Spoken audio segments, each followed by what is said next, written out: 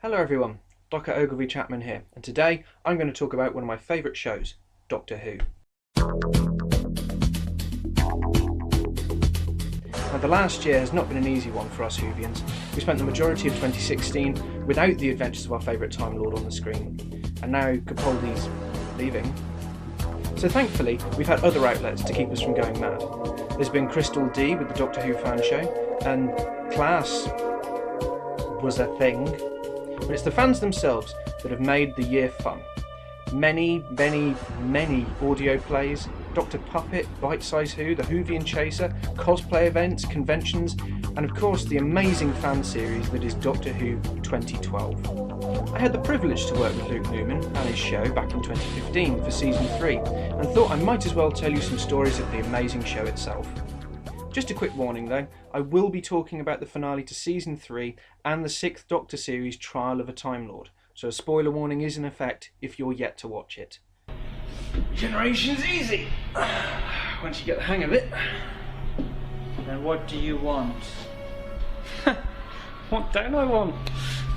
Number for a good hairdresser, maybe the good ingredients for a bacon sandwich. You already know. Now then, the Doctor was dead to begin with. Okay, he wasn't really, but I really wanted to just say it. It all began on the summer of 2015. I'd met Luke before at a cosplay meet and then again at a charity event. I was aware of his work, but hadn't gotten around to watching any of it yet. We were stood with a group of friends and I happened to quip saying, if you ever want to use my red coat as a prop for some kind, you're more than welcome to do it. It was then that he took me aside and said, actually Docker, I have rather a big plan for you in your coat. And right there and then told me the whole plot for the upcoming series he was recording. He wanted me to play the deadly villain known as the Valeyard, an alternate version of the Doctor who had dedicated his life to evil.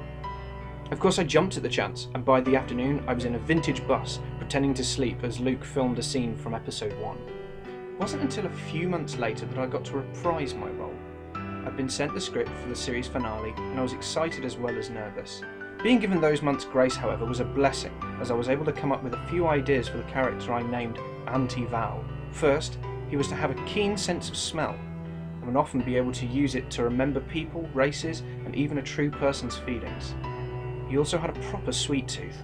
I remember asking Luke on that second day of shooting to bring a carton of cranberry juice, a lolly, and some popcorn, which he found quite puzzling.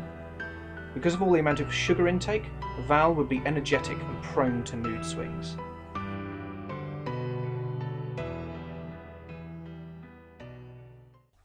The first day's shoot was at Key Hill Cemetery in Birmingham. I remember it was a really fun day, starting with me running up to Luke and giving him a big old kiss. We spent all afternoon shooting the Valeyard's final scene, so I had to quickly step outside my comfort zone to get nuts, which wasn't an easy feat considering I'd not had the build-up. You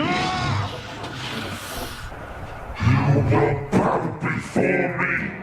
I am God here. The next day, however, was quite tricky. Luke had found a location in Digbeth, but when we got there it was full of builders.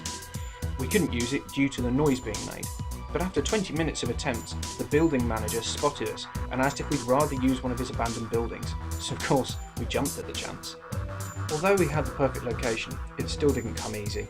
We were fighting the natural light, we kept giggling, and it was pretty cold.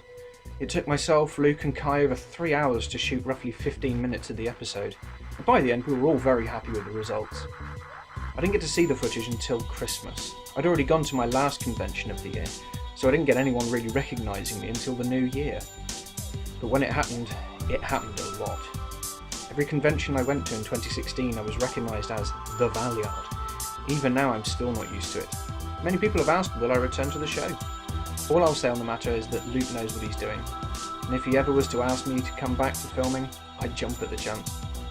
I did get to be present on an episode of Season 4, but this time to watch my partner Sarah act as Ness. If anyone gets an offer to film with Luke Newman, I strongly recommend it, as it's always a fun time to be had. So, what's next for Doctor Who 2012? Well, I know Luke's in the middle of filming Season 4 at the moment, but other than that, you're probably better off asking him. As for me, I'm doing my Crestfall 10 project, which, if you want to know more about it, head to my Facebook page, links in the description below. Well, until next time, I've been your friend and neighbourhood docker. Laters.